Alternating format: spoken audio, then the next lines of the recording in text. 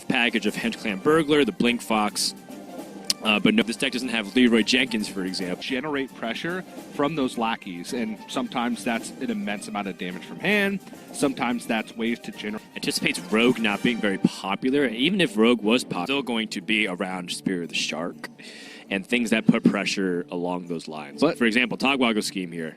Completely useless. Yeah, it's just not good. And Spirit of the Shark as a win condition is also just kind of pretty ambiguous, right? Because there's so many ways you can utilize it. You know, you can make a bigger Edwin Van Cleave. You can have more damage from, say, SI7 agent. But there's also weird things you can do with, like, Blink Fox and Hench Clan Burglar. Like, what if you discover a Dr. Boom scheme from Hench Clan Burglar? Oh, okay. Yeah. Or Timeout. I was just thinking Timeout, or just straight up. Yeah, or Lay on Hands, or the High Priest of the Call, combined with healing. Like, there's crazy things that can happen from it that can disrupt the game plan from Rase. So just things to keep your eye on that could kind of change the course of the game. Yeah, I think it still orients largely around Job's done. Spirit of the Shark. Absolutely. Just to double your chances. Obviously, the Shark itself won't save you. And I know that firsthand because I have coined out Shark into a Hench Clan Burger and then died. So it's not like the Shark itself will just automatically win the game. It's a foundational piece that really helps accelerate your game plan. Think of it similar to there's just these big, massive legendary support cards in the past, like Fandral Staghelm or Grand Bronzebeard. It's like you just need to kill those really fast, because if you don't, it gets out of control very quickly. Yeah. Now, over on Race's end, he has Prismatic Lens, and Flash of Light. This could be a matchup where Rase feels like he might need to be conservative with his healing, but at the same time, you have to draw cards in order to win the game as Paladin. So this might look like a silly use of Flash of Light, like, oh, he didn't even gain health whatsoever, but that's not what his deck focuses on, which is not like the Control Warrior, drain your opponent out of resources, if you can even do that to this deck. Yeah. It's draw cards and kill. And honestly, just mana expenditure is a big thing for this Paladin deck. And Monsanto's deck is not built in a way that's going to pressure early. So he knows that it's going to be multiple turns before he's able to get maximum value from the Flash of Light. So you might as well just get the 2 mana out of the way. Use it now. Try and cycle through your deck to find more card draw. Hit those Crystologies, which are honestly the most important card in this early game. Yeah, so Monsanto has Novice Engineers in his deck. I think that these Novices were a one-to-one replacement to Preparation, and I'm still a little bit on the fence. I like the experimentation of it because Novice Engineer works really well to synergize with things like, if you're playing Togwago Scheme, for example. And you don't really have sprints. You don't have Myra's Unstable Element, so you need some semblance of keeping your economy going.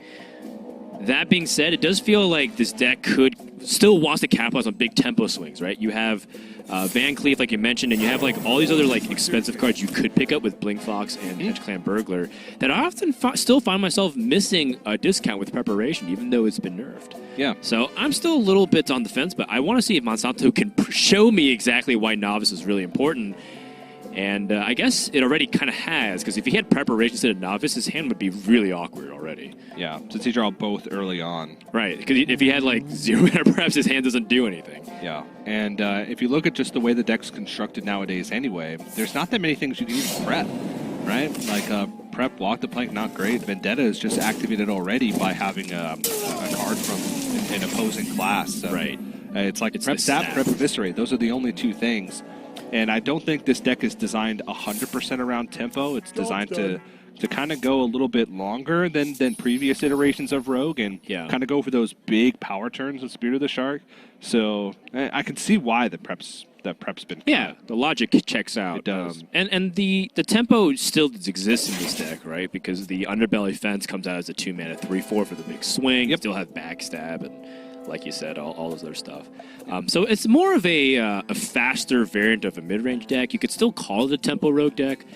I just like the fact that it has all these zany possibilities because of Hench Clan Burglar and Spirit of the Shark and even the Togwago Scheme. So I like giving it its own archetype of calling it a Thief Rogue as opposed to, say, the traditional tempo rogue. I hope you like my invention. Novice Engineer Shadow Step gives him an opportunity to potentially draw the Evil Miscreant and combo it. Although I guess he still had that opportunity with the coin. I hope you like my invention. And another underbelly fence.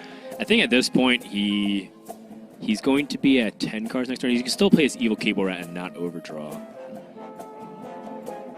I kind of wonder, what's Monsanto's pressure game plan if he's not playing these underbelly fences for tempo. You saw like that in contrast with Purple.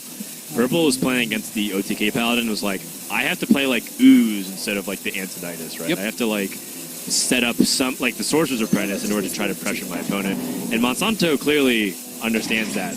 Like, yes, this is only 1 damage more, but that might be the difference maker here. Yeah, and sure, this rogue deck doesn't rely on like Waggle Pick, Leroy Jenkins, and crazy amounts of damage from hand to win the game. But it's still early pressure does matter because.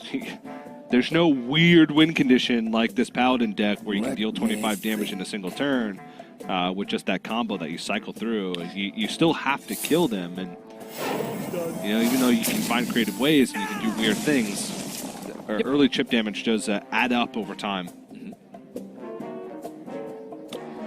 That Prismatic Lens getting the Hammer of Wrath, excuse me, and allowing Rase to play for 5. Monsanto should know that means Ziliax is in the hand. Not that it's like a huge difference maker, it's just a small little note there. That is one of the cooler things about cards like Prismatic Lens, and even if you go back to earlier cards like Ivory Knight from Paladin, that you get information from whatever benefit that they were able to get. Yeah. Off of like the draw discovery. Evil Miscreant getting a couple of okay cards. The Witchy Lackey onto the Miscreant is normally very good, although you're going up against a deck that just has what feels like infinite board clears. Yeah. I think Witchy Lackey in this particular matchup is probably the worst.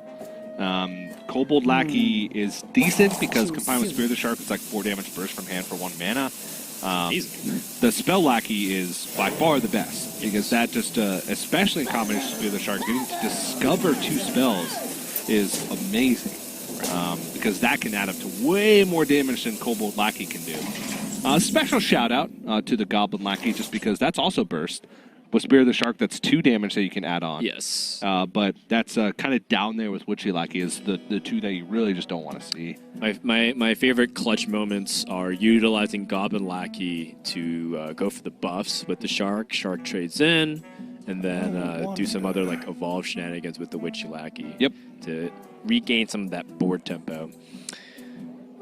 Rase picks up Christology, so he is set pretty much. He can clear the board this turn if he so desires, and then also go for a card draw. The thing is, without Leroy, without too much burst, there's not that much to be afraid of if you're Rase from the hand. It's all about what's on the board is what you're really scared of. There is the Eviscerate and the Lackey possibilities. And outside of that, Rase shouldn't be too afraid. So dealing with the board means that you still should be fairly safe. Yeah, and it may not seem like the most valuable wild Pyromancer quality, but look at what boards you're dealing with. All right, Spear of the Shark, time to go in. Can get the double Lackey from the Evil Cable Rat. Yeah, Evil Cable Rat all of a sudden becomes Evil Miscreant.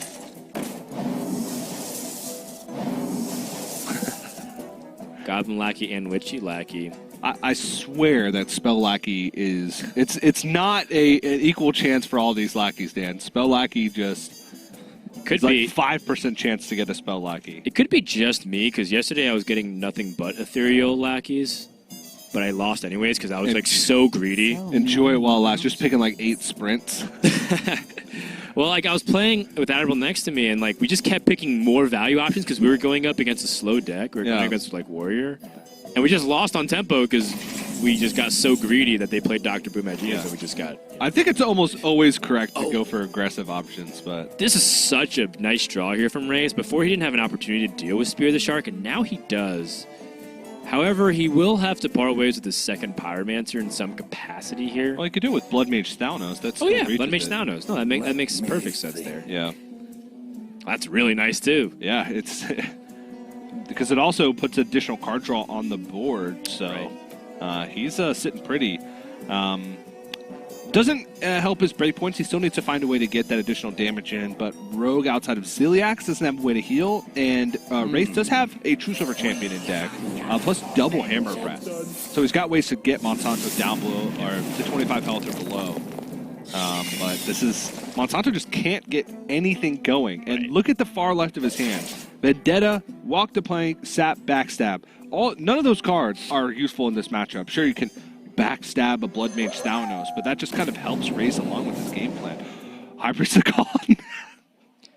That's the card that could give Monsanto some way to make Race's life complicated. It's the start of something. Right. He needs ways to heal, and in his primary deck, he doesn't have Life Drinkers. If he had Life Drinkers, that could be a creative way to get back above, and that's one of the cards that I gave a shout out to from Blink Fox.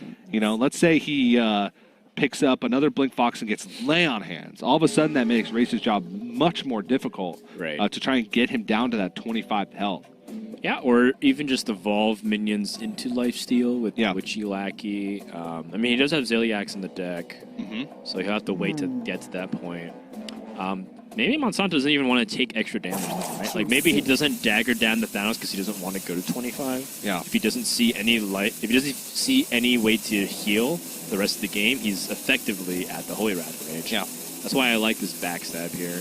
I honestly think you also want to hold on to the High Priestess of the Call as long as possible. The reason being is because sometimes Rase will use the first Holy Wrath aggressively, right? He'll use it to get an additional cycle. Right. If you show the High Priestess of the Call later, like after your opponent plays a Holy Wrath, it kind of conceals that information.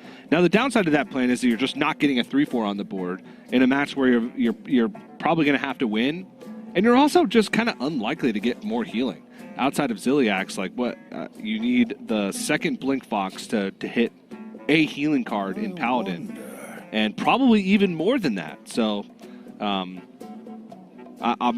not surprised that he went with it, but there is an argument to holding on to the High Priestess of the Call and try and play it as a surprise later on in the game. I hate surprises, TJ. I like giving to my opponent, but I hate it myself. You know, it's so the Thakal definitely would have that big psychological damage for the late stage of the game if Monsanto had the luxury of waiting for such. Yes. Race picks up double Novice Engineer. Move quickly. Unity, precision, Wow, this is definitely a strong reaction to what's on the board here. Yeah. Race does not want to give Monsanto any ability to leverage tempo. Actually, no, he actually does give him the ability to leverage tempo now, because now Vendetta and Walk the Plank actually have application for it. Yeah. Huh. Maybe he's just trying to empty cards out of his hand because he knows that he needs to draw next turn. Yeah. Because if he hero powers there, he goes to next turn at 9 mana, so it's kind of weird to just cycle Novice Engineers, especially if you pick up expensive draw stuff. That does make sense. Double time and double pay. Oh, up to no good. Evil Miscreant looking for big influential lackeys, Cobalt Lackey and the Faceless Lackey to summon a 2-cost minion. Nothing amazing here. I'm telling you, Dan.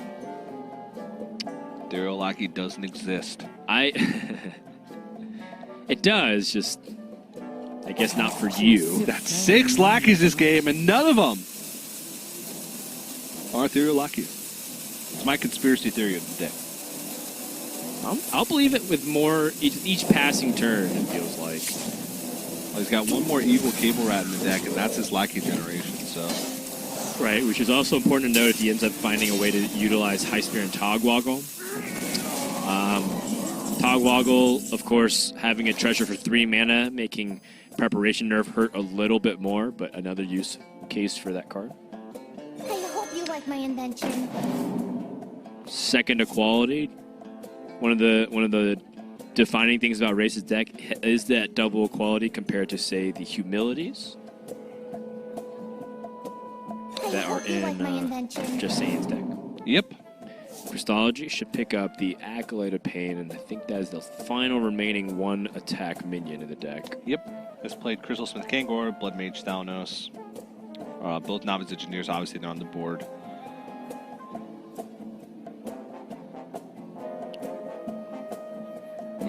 Still no Shrivala, though, so Crystology picking up Acolyte of Pain. If he were to just play the Acolyte of Move Pain, quickly. He could overdraw. he could overdraw.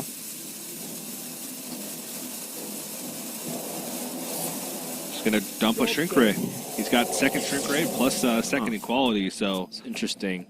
So, like, in the previous position, Rase was a little bit more liberal with his healing to get cards out of his hand. I kind of was thinking a flash of light, but I think it's kind of what you're describing. Like, his hand's just a little bit too inefficient and clunky. It's a lot of mana cost. Plus, he has to get Shrivala down to 0 anyways. So playing the Shrink Ray is an investment into the future. Oh, hey, Youthful Brewmaster. That gives him the opportunity to Shadow Step and do other cool shenanigans if he finds a way to heal. That's a card definitely worth holding on to. Yeah, it's... if he picks up Shrivala, oh boy, how many spells has he played? I was forgetting about the double stab possibility. He's at 10 cards, TJ. 1 out of 9. I wasn't counting that. He reacted well. What? Is Sinto Lull making an appearance, a cameo appearance in the Americas? I'm 99% sure he did. Yep, there it goes. Monsanto got the news a little bit before us, I think, because we saw him smile. How did he do that? Dan, I said sometimes you have to find creative ways to win, and Monsanto, one, probably didn't even have a strong read that Shrivala wasn't in the hand, because it's impossible to know. So he's just like, you know what? I'm out of stuff. I have these saps which aren't doing anything. I have to find some way to win this game. Sinto, are you watching?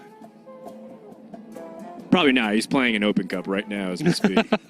And now Rase is doomed for every time he plays in Grandmasters for the rest of eternity, we're going to play that clip of him discarding Shrivala. Yeah. I was not thinking about the double sap play in that scenario. I was so focused on, like, the next draw sequence from Rase, like how he spends his hand. And you were talking about the beginning of the day, TJ, about how hand management is a real thing when it comes to this deck. Rase concedes, and Monsanto is going to take an upset Game 1 victory. Wow. Now, it's kind of brutal to call that a fluke. Maybe I could do that again. It's for Sprint and a Harrison Jones. Much better than the Walk the Plank, which is pretty useless against Silverhand recruits and Blood Mage Thanos that Rase will tend to play. Game number 2 here. It's not going to be any different from Rase. I don't think he's changed anything. No, looking at his deck list, his tertiary deck cuts like a Quality Hammer Wrath and Shrink Ray to make way for Doomsayer, Sound the Bells, Archmage, Vargoth, and Baron Geddon.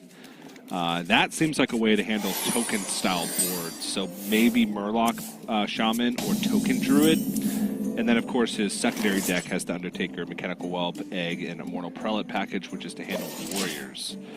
So not really a choice, but to stick on his primary deck. And honestly, there's nothing wrong with the deck. It's doing exactly what it needs to do. Even last game, it did exactly what it needed to do. It removed the board, it stayed alive, it drew cards, just drew one too many cards, and burned one too many cards. So we'll have to see. I like Monsanto's hand a lot better in this game. No dead cards. She's got good early activation with Evil Miscreant and Evil Cable Rat, as well as Blink Fox. Maybe we'll see some Ethereal Lackeys this game, even, Dan. Let's not get ahead of ourselves here, Yeah, TJ. no, that's a bold call.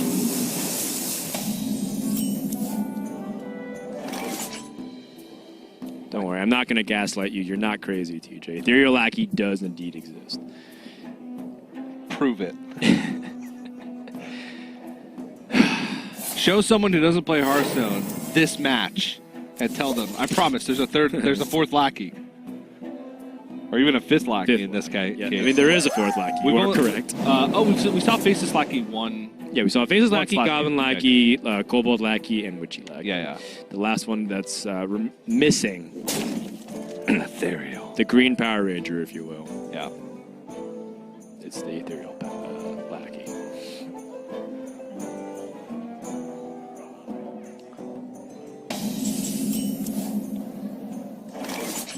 I was waiting for a Rase to have Shrivala in his opening hand and keep... Yeah, like that's the kind of knee-jerk reaction that you have to be able to discipline yourself all the time. That's the knee-jerk reaction that TJ has all the time. But you got to discipline yourself to play within the guidelines. Because yes, again, that was game losing, but that's not something that happens every game or on average. You know, most of it. 2 more lackeys, Kobold and Witchy Laggy. Wait, stop giggling about yourself, TJ. It doesn't exist. So it's a lower percent chance, I promise. Here's the thing. Rase still doesn't know what kind of rogue deck that Monsanto is playing. Yep, he's played all the same cards. Still could be the sap deck lists. Yep, until he sees a life drinker. That's pretty much the card that could change things. But also in Monsanto's camp, when will he be playing cards like life drinker? Seems like it's going to be a card that's more impactful later in the game. Yep. Like, if you go for a Spirit of the Shark, Life Drinker, Shadow Step Life Drinker, that's just a 24 health swing. You deal 12 and you gain 12. Yeah. But the most important thing is, of course, gaining the life back, because Rase will likely have a timeout set up to make sure that he doesn't take damage and potentially lose before the 25 comes down. That's the dynamic that ultimately Monsanto will be trying to delicately balance as we go later stages of this game. Ooh! That's a Vex Crow, summons a random 2-mana minion for every spell you play. Is spicy. Caliente! Ooh, you got the Spanish this week. Too soon.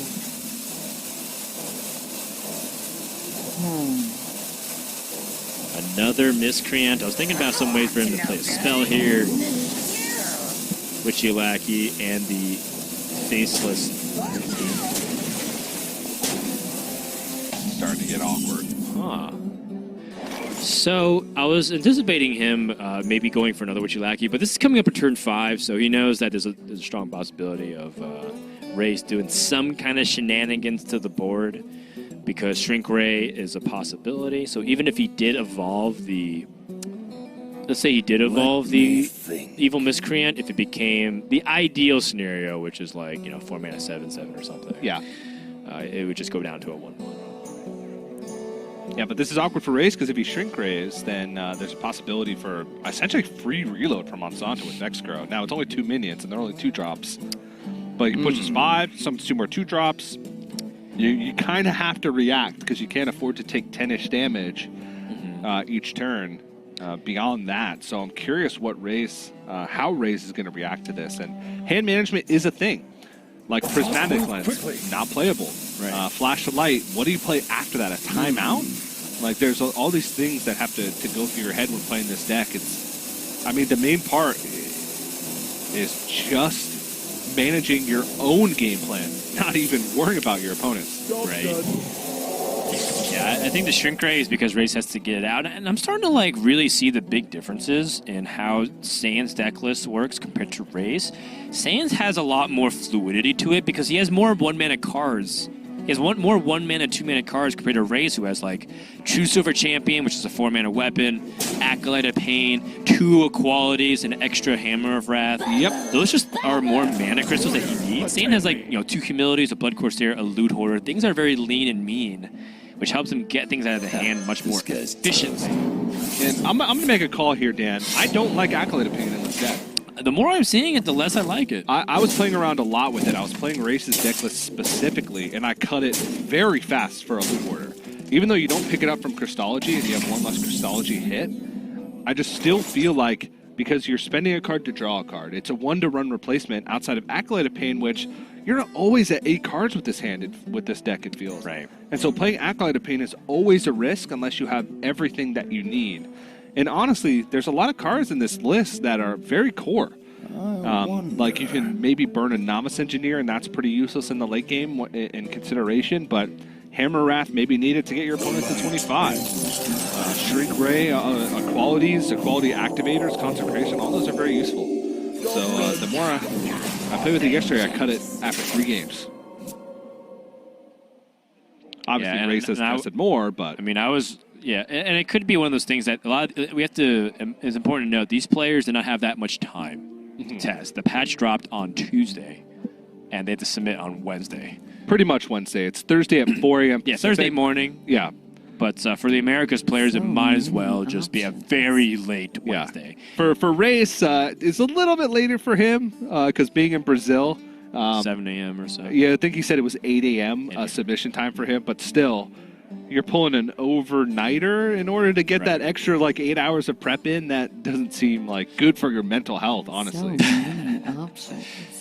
Yeah, we pushed them to the limit here for Grandmasters. So that being said, we have players who's come onto the show and during the interview say yeah, I just had to slide a 30th card in there, and I was just trying to be creative, but then after testing realized it was a lot harder. Yep. That happens when you have such a limited time. But that's also what makes it exciting, right? Yeah. That's what people enjoyed about the World Championship, because there's not that much time to test, and there's a lot of new strategies coming out. Yeah. Same thing potentially in this camp. Monsanto with the underbelly fence, trying to fight for the best amount of tempo that he can obtain.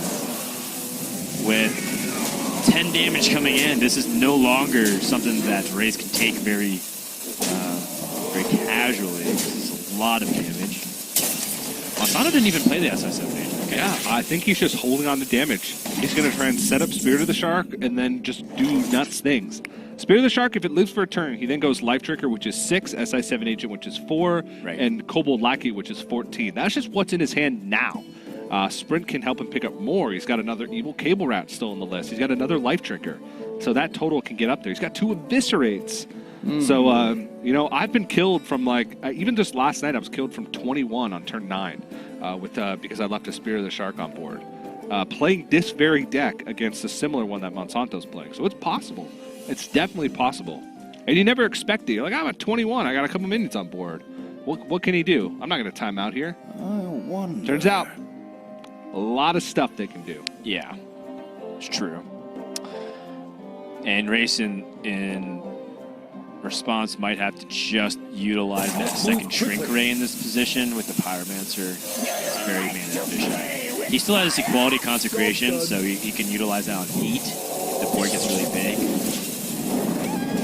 Monsanto with his Hogwoggle scheme, by the way. I wonder if he's just going to shuffle. Oh, okay. So the Shark starts to get some really big combinations here. For 8 mana this turn, he has 4 damage to the SI, 4 damage with the Kobold Lackey. That's 8 to put his opponent down to 10. If your opponent can't clear the Shark, then you have 6 with the Life Drinker. Plus... 14, I counted it last turn. Okay. Plus more if he sprints this turn and then waits a turn for Spirit of the Shark. Okay. So do you think you should wait? Yes. I wonder. Okay. I'm torn, Dan. What if you Shark and you shuffle just a crap ton of Sharks in your deck? I don't think that's good. Because this Hogwoggle scheme is, there's 5 Sharks, right? Because then you're just less likely to draw cards that the Shark's good with. Yeah. All right, he's going with kind of a middle ground. All right, now you can still go for it. Yeah. And it's order of play, right, with Redemption, so Spirit of the Shark would resurrect. Yes. I think, assuming it all gets cleared at the same time. Yeah. Second Pyro... Was that the second Pyromancer you used, TJ? No. Oh my goodness. That Consecration draw number 2. That plays around Redemption on the Spirit of the Shark, oddly enough. I don't know if he's going to pull the trigger on double Consecration, because then, his Equality activators are limited, but I don't know. What's the secret that punishes you the most here? Redemption. Oh, wait, no. Never Surrender. Yes, never surrender to give plus health. Wait. Never Surrender would hit first, and then Equality would still go off, right? Gotta admit, I haven't. I've never seen that interaction, but I'm pretty sure that the secret hits first. I haven't seen Consecration work with that interaction. I think secret resolves, and then the spell takes effect. Because let's say you Flame Strike a board, and your spell resolves. Oh first. man! And the Redemption secret, based off what the play order, should favor Spirit of the Shark. If you look at the match history. Yep. Oh boy. Yep. So that's 10, 11. 11. He's got a sprint. Oh, no. So close. Or do you just put him to 2? What if you toggle scheme and then sprint, huh? Like you just get Cobalt Lackey and then you sprint, or you toggle scheme? No, you can go Life Trigger, Cobalt Lackey this turn, and then scheme Lackeys. Right? Well, I was saying you Lackey and then scheme the Lackeys and then sprint to keep drawing the Lackeys. Yeah, but if you go Life Trigger scheme this turn, you put your opponent down to 2, and then next turn you sprint to reload. They're forced to deal with the board and hail. They're forced to do both things at once. That's fair. Because there's board presence. Yeah. He still has a second Spirit of the Shark in the deck, so there's that too. Man, all right. So he doesn't actually have enough mana to play everything on the following turn. Choose soon. So he might just do the damage now. Like he can Cobalt or Eviscerate, both deal 4. Scheme something. Scheme something. I don't mind. Shark or the Lackey. Personally, I think the Shark is funnier, but the Lackey is just more damage. Yeah. Wow. Okay. See, so this is a lethal setup. He's shuffling 5 Lackeys. Imagine he got 5 more Lackeys. But of course, he wouldn't have Spirit of the Shark. Necessarily guaranteed. Rase has not a lot of life to work with. In fact, now with Lackeys being shuffled in with Togwaggle Scheme, Rase might feel like he's in jeopardy of dying from every point onwards, which is makes timeout one of these really delicate things to balance. Like, okay, do I have to timeout here versus just if he has it, he has it. Yeah. And that's sort of something that I've been that's kind of where Sand's choice to use timeout a lot earlier in the game just makes more sense to me as the more I watch this deck being played. Absolutely, yeah. I will agree with you with that. And, from Monsanto's perspective, if his board gets removed, do you even play minions for the rest of the game? Do you just kind of keep him at a low life total and wait so he can't heal? Ooh. And then go for the lethal push with the life drinkers once you know that he's dead? Yeah, good question. This is kind of a delicate balance in Race now is he can Wild Pyromancer or Flashlight, go back up to 12. Yep, I think he should definitely consider that. Yep. Monsanto has 10 damage from hand. So this does keep him alive. Life Drinker, Eviscerate, Kobold Lackey, Dagger Up is 11? Wait, 7, 8, 9, 10. Any Spirit of the Shark? Spirit of the Shark, Life Drinker, Lackey, that's the same amount of damage as Eviscerate, that's still 10. Spirit of the Shark, Evil Cable Rat into Kobold Lackey is lethal, because then you double Kobold Lackey for 8. Yep. This is a 1 in 5 here to win. Oh, got it. Wow. That's a 2-0 from Monsanto. Wow. That's exactly 12 damage. A lot of damage from hand. Wow. I mean, we alluded to it, but a creative way to win the first game for Monsanto, in the second game, just straight up locking him down. Wow. Rogue is back on the menu. Whoa. People thought that Rogue was